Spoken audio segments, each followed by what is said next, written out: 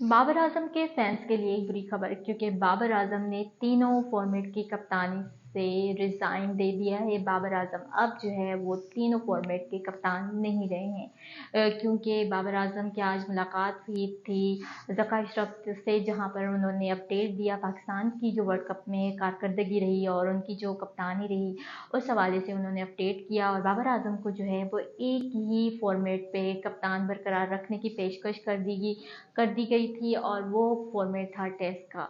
यानी कि बाबर आजम को सिर्फ टेस्ट का ही कप्तान रहने की पेशकश कर दी थी, जिसे बाबर आजम ने ठुकरा दिया। और बाबर आजम ने मीटिंग से पहले ही उन्होंने अपने करीबी लोगों से मशावरत की और उन्होंने ये कहा कि वो एक ही फॉर्मेट के कप्तान रहने के हक में नहीं है। और जब उन्हें पेशकश की गई, जिसके बाद बाबर आजम ने जो है वो तीनों फॉर्मेट से रिज़ाइन दे दिया है, और अब बाबर आजम पाकिस्तान टीम के कप्तान नहीं रहे, ना ही रेड बॉल के ना ही वाइट बॉल के।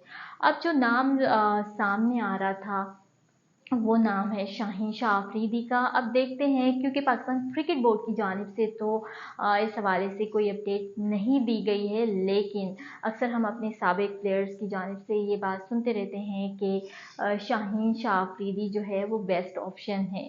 तो लेट्स सी कि शाहीन शाह अफरीदी होते हैं वाइट बॉल के कप्तान या फिर कोई और। इस पर जो है अब बाद में ही फैसला होगा। अभी तक कोई नए कप्तान की तलाश जो है नहीं आई है पाकिस्तान क्रिकेट बोर्ड की जानिब से, और कोचिंग स्टाफ को भी जो है इत्तलात दे दी गई थी। और साथ ही साथ अगर बात करें तो बाबर आजम ने रिज़ाइन देते हुए ये भी लिखा है कि अब जो है सही टाइम आ गया है कि अब मैं तीनों फॉर्मेट की कप्तानी से दस्तबरदार हो जाऊं, यानी कि रिज़ाइन दे दूं। क्योंकि पाकिस्तान क्रिकेट बोर्ड का बहुत शुक्रिया कि उन्होंने मुझ पर एतमाद किया, और अब टाइम आ चुका है कि मैं तीनों फॉर्मेट से रिज़ाइन कर दूं और अपनी जो है तीनों फॉर्मेट पे फोकस करूं, एज अ प्लेयर फोकस करूं और अच्छी परफॉर्मेंसेस दूं। और उन्होंने ये भी कहा कि मेरा जो तजर्बा रहा है कप्तानी का, उस तजर्बे को जो आने वाला नया कप्तान होगा उसके साथ शेयर करूं, उसे अपनी जो तजर्बात हैं उस तजर्बात से उससे जो है वो तजर्बात भी शेयर करूं।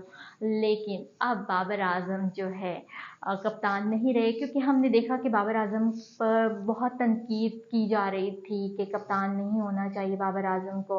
और अब फाइनली बाबर आजम जो है वो कप्तान नहीं रहे पाकिस्तान टीम के, और उन्होंने तीनों फॉर्मेट से रिज़ाइन दे दिया है।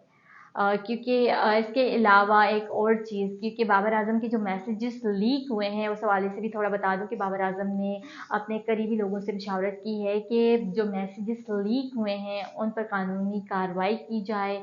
अब देखते हैं कि बाबर आजम कानूनी कार्रवाई करते हैं या नहीं।